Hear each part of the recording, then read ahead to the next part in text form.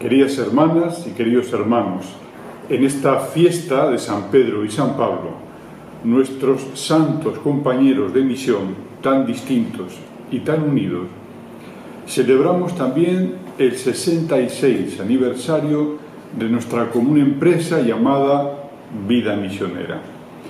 Como suele recordarse en nuestra Iglesia Católica, una misión no comienza con una estrategia, sino con una llamada, con una sacudida o un leve empujoncito del Espíritu Santo y a veces, admitámoslo, impulsada por el celo y la confianza de un superior particularmente insistente.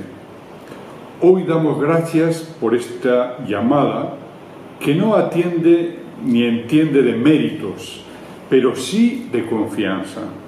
No somos enviados porque seamos los más santos, los mejores intelectuales, ni los apóstoles más audaces, aunque no nos viene mal mejorar en las tres dimensiones, sino porque, al igual que Pedro y Pablo, hemos sido conquistados por Cristo y no podemos quedarnos con los brazos cruzados.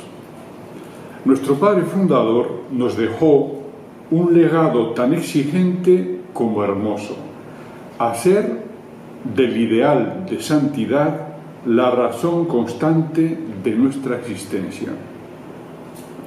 Ser idente es tomarse en serio esta vocación universal, no como una obligación, sino como un camino lleno de belleza y poesía.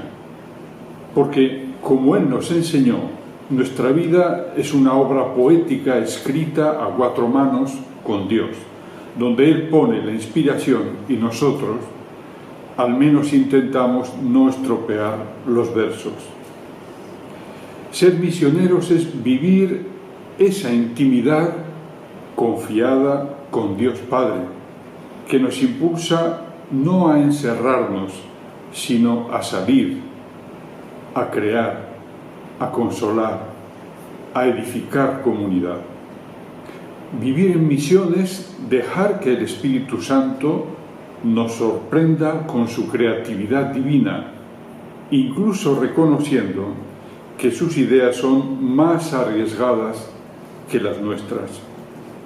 Y hablando de riesgos, también recordamos que el Evangelio se anuncia con alegría, y esa alegría necesita risas, comunidad, abrazos torpes, comidas compartidas y esa paciencia infinita para soportarnos los unos a los otros cuando el café se ha acabado o el Espíritu Santo parece tomarse todo con mucha calma.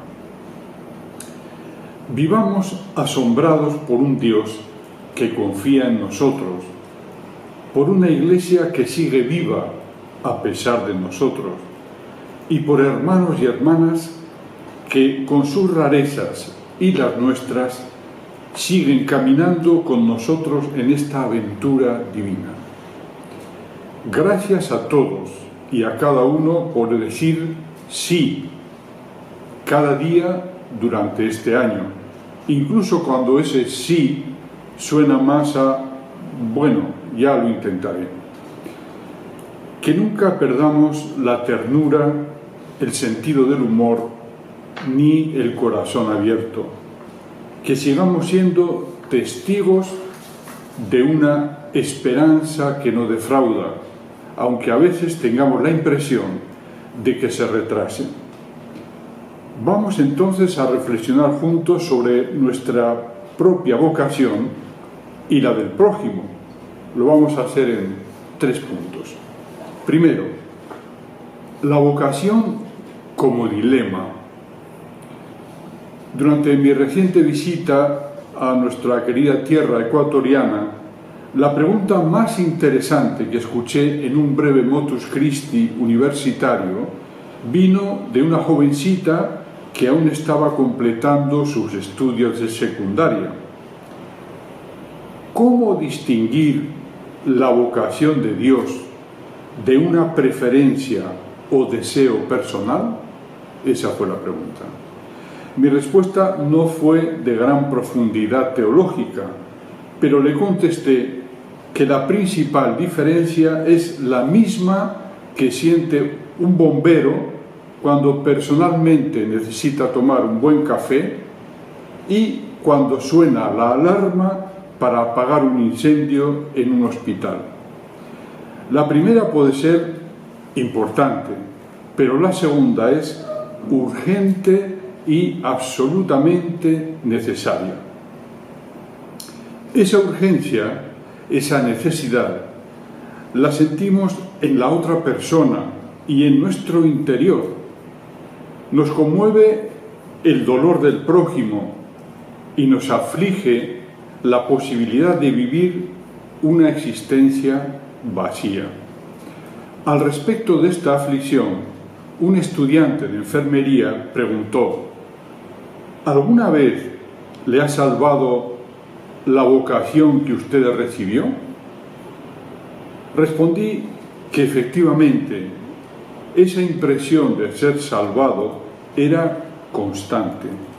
Salvado no solo de caer en actos insensatos, sino de vivir una vida vacía, incompleta.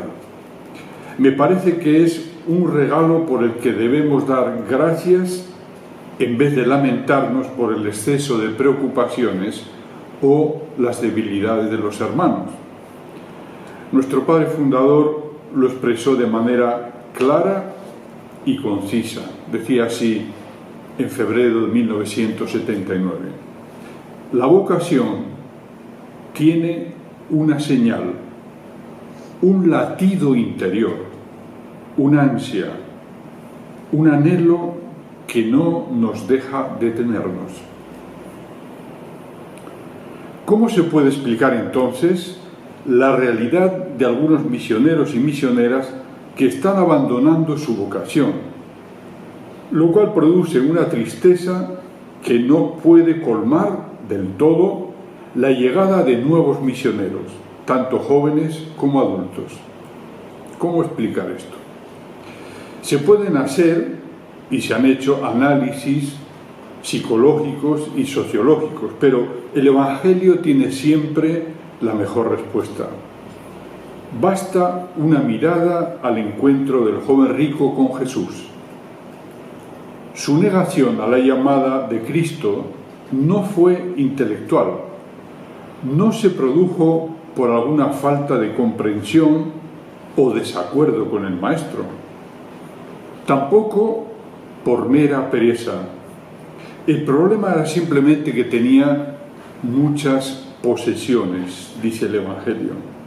Esto no tiene que ver con el dinero o los bienes materiales, porque también Mateo y Zaqueo, ambos recaudadores de impuestos, disfrutaban de una posición acomodada, conseguida además por medio del abuso de poder. El primero abandonó su negocio y el segundo continuó con él, lo cual no era ningún obstáculo para que Jesús declarase que ese día la salvación había llegado a su casa. Las posesiones a las que Cristo se refiere son las que consideramos un tesoro y por eso se convierten en la cárcel de nuestro corazón, como se lee en Mateo 6:21. Dice el Maestro que son atacadas estas posesiones por la polilla, el óxido y los ladrones. A pesar de ser posesiones frágiles y transitorias, tienen el poder de apagar la voz de la vocación. Lo importante ahora es reconocer que también para uno de nosotros que ha reconocido la voz de Dios, el canto de sirena de esas posesiones puede sofocar la llamada permanente del Espíritu Santo, ya que la vocación es más que una convocatoria ocasional, por muy importante e inolvidable que sea algún momento de nuestra historia personal. En primer lugar, La polilla representa lo que es silenciosa y progresivamente degradado, como la ropa es arruinada por ese insecto.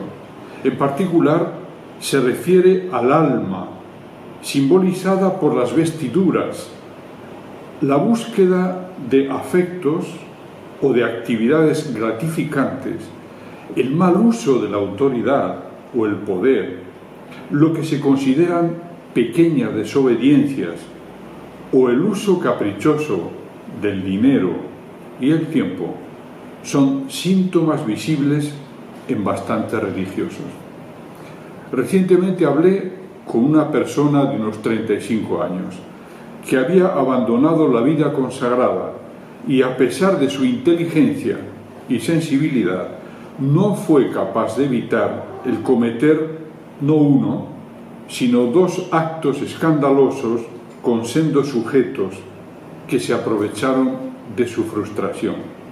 Y todo parecía haber comenzado de forma prometedora. Sería ingenuo pensar que el poder de las pasiones se manifiesta siempre de forma brusca o violenta, así como la polilla destruye en silencio y el óxido corroe lentamente. También el corazón humano puede apartarse de la llamada divina sin apenas darse cuenta, si no hay vigilancia y oración y una conversión constante. En segundo lugar, el óxido alude a la corrosión inevitable del tiempo. Todo lo material se deteriora, por valioso que parezca, pero de modo aún más significativo en la tradición patrística, el óxido simboliza el pecado que degrada el alma o cualquier cosa que no se comparte y acaba corrompiendo a quien la guarda, sea pecado o no.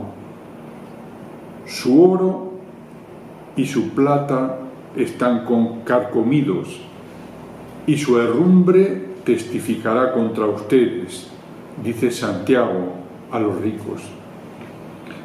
El no manifestar una dificultad o una falta, o en ocasiones un dolor profundo, como el haber sufrido abusos, corroe la vocación irremediablemente.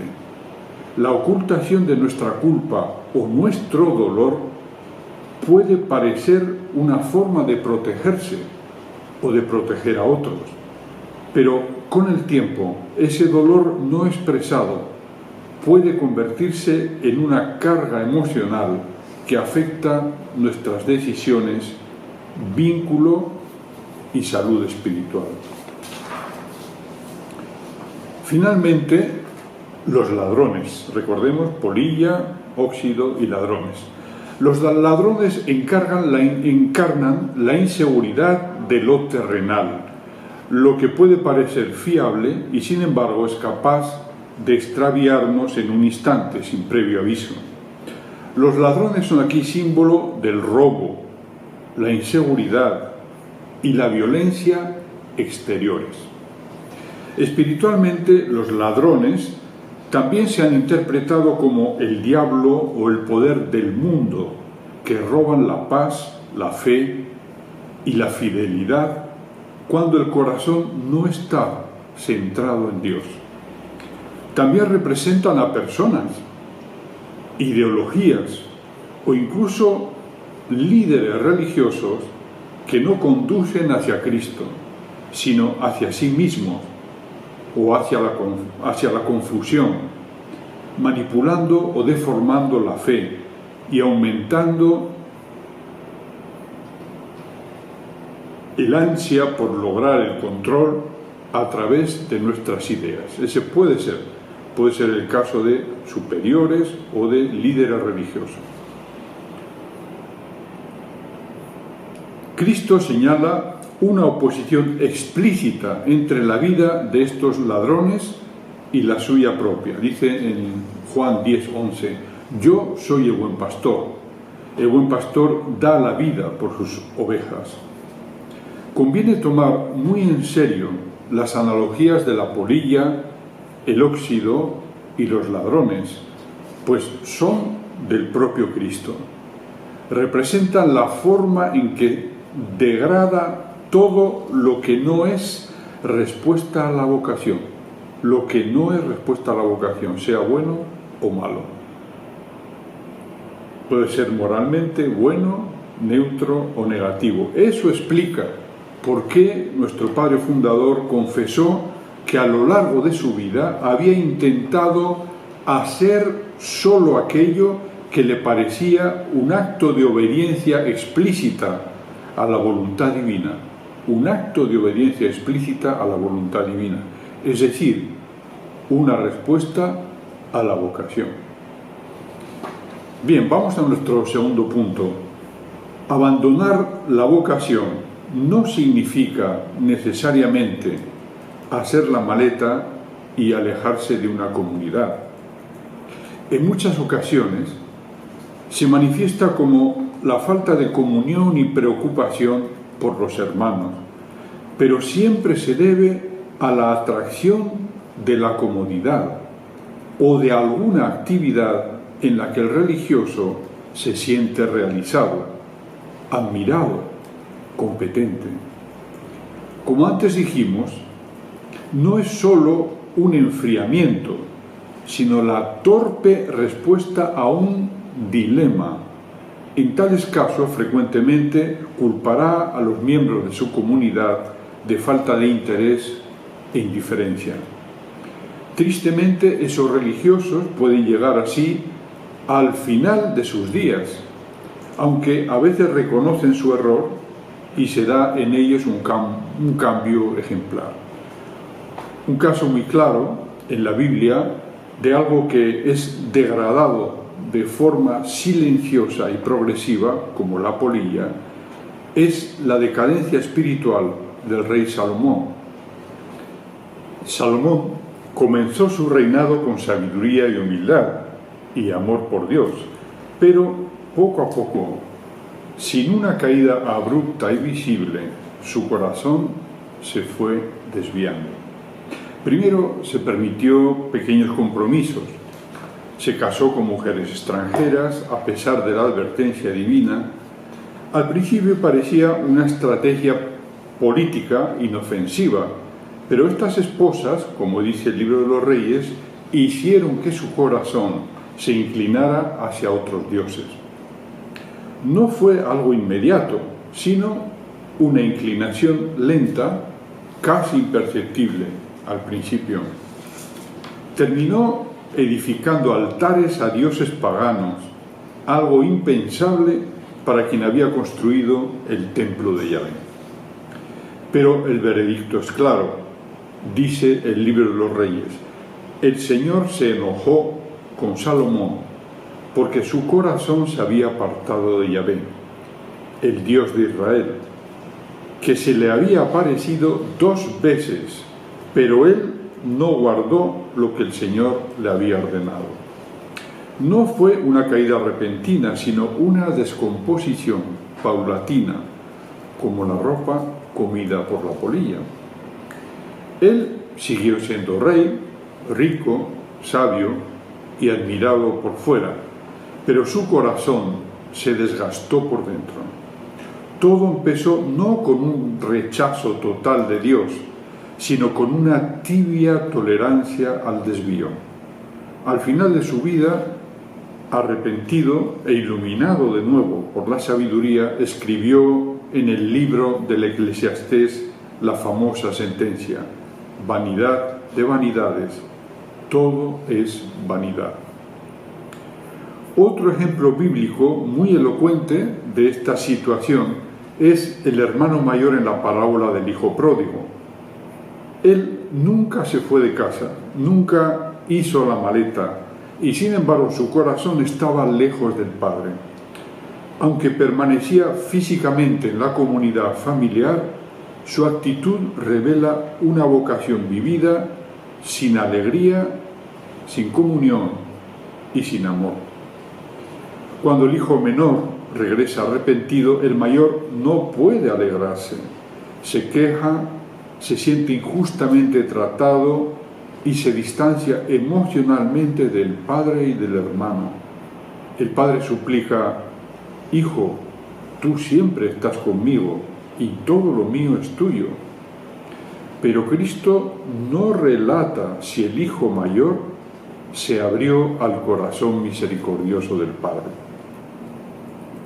Esta parábola muestra que abandonar la vocación puede significar perder el sentido profundo de pertenencia, de servicio y de amor, incluso si uno sigue dentro de la comunidad.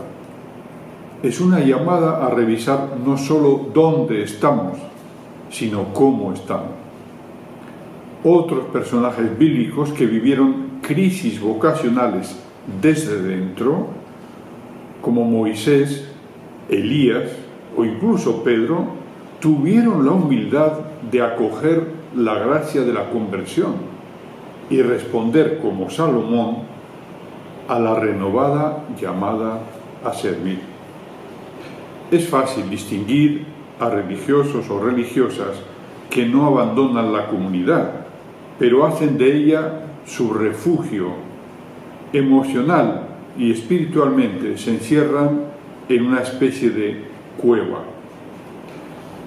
Se refugian en la rutina sin involucrarse afectivamente. Cumplen con lo externo, pero están heridos por historias pasadas, crisis de fe, desilusiones o vacíos afectivos no expresados. Han convertido su vida religiosa en un escondite respetable, donde ya no hay verdadero encuentro, ni con Dios ni con los hermanos y hermanas. Recordemos, sin embargo, con esperanza, lo ocurrido al profeta Elías, cómo después de una gran victoria espiritual contra los profetas de Baal, cae en una profunda crisis, huye al desierto, se esconde en una cueva y le dice a Dios: ya basta, Señor, quítame la vida. Se aísla. Aunque es un profeta llamado por Dios, está cansado, herido y deprimido. Y su primera reacción es refugiarse en la soledad, buscando escapar del conflicto, de su misión, de sí mismo. Pero Dios lo visita y no le permite quedarse en la cueva. Le habla en el susurro suave del viento y le dice: sal y ponte de pie en la montaña ante el Señor. Después le da una nueva misión. Vamos a la tercera y última parte, concluyendo con una mirada más positiva a la vocación, en especial a la del prójimo. Si hoy estamos perseverando, hemos de ser agradecidos, como dice nuestro Padre Fundador, a ese sentimiento indicativo en el alma, aunque solo sea con una ligera sensación, por pequeña que sea, de inclinación a Él, para seguirle dentro de un marco de auténtica consagración, por ligera que sea. Ciertamente, esa vocación a servir está en todo ser humano, de manera mucho más profunda y esencial que nuestros evidentes vicios, pasiones y virtudes. Por esa razón es auténtica misericordia ser fieles a la llamada de Jesús, ser pescadores de hombres. Del mismo modo que nos sentimos salvados por haber sido convocados por Él, por dejarnos compartir su misión, hemos de ayudar a los demás a acercarse a Cristo, el único que nos enseña a servir en cualesquiera condiciones, a dar cauce a nuestra más íntima aspiración. El resto de las buenas acciones que hagamos, por necesarias y generosas que sean, son verdadera añadidura, como dice el Evangelio. Nunca insistiremos demasiado en que la vocación está en nuestra naturaleza y explica no solo la vida espiritual, sino el desarrollo de las artes y las ciencias. Desde luego, innumerables avances científicos provienen del esfuerzo a responder preguntas que otros hicieron antes. Pero en las artes ocurre lo mismo. Sin necesidad de hablar ahora de la inspiración de cada artista, podemos recordar el origen de la pintura impresionista, una de las historias más fascinantes del arte, porque fue casi un acto de rebeldía, una rebeldía artística. Surgió en Francia a mediados del siglo XIX, cuando un grupo de jóvenes pintores como Claude Monet, Pierre-Auguste Renoir, Edgar Degas y Camille Pissarro comenzó a romper con las normas académicas tradicionales. Hasta ese momento, la pintura oficial favorecía los temas históricos, religiosos o mitológicos, con técnicas muy pulidas. Pero los impresionistas querían capturar la sensación del momento. Cómo la luz cambiaba a lo largo del día, cómo los colores vibran en la naturaleza, cómo se ve el mundo en movimiento. Salían al aire libre con sus caballetes y pintaban con pinceladas cortas, sueltas y poco definidas. El famoso cuadro de Monet, Impresión, Sol naciente, de 1872, fue el que dio nombre al movimiento impresionista. El arte, la ciencia y lo más profundo de nuestro espíritu están impregnados de vocación, de llamadas, siendo sin duda la más esencial la de unirnos al prójimo a través del servicio, como hizo Cristo en su paso por este mundo. Esto debería ayudarnos a comprender por qué nuestro Padre Fundador eleva a voto la vida apostólica y cómo el voto de cátedra está llamado a hacernos más capaces de dar razón de nuestra esperanza, como dice San Pedro. En un mundo civil y religioso donde abundan las expectativas frustradas, lo cual no es algo nuevo en la historia, ni en la historia civil, ni en la espiritual. Como decían los discípulos, nosotros esperábamos que fuera Él quien librara a Israel. Recuerden, en Lucas 24, 21. Pues muy bien, celebremos entonces este aniversario con una mirada atenta y agradecida a nuestro Padre Fundador, que nos enseñó a desconfiar de las propias fuerzas y a recurrir a María como verdadera madre de nuestra vocación.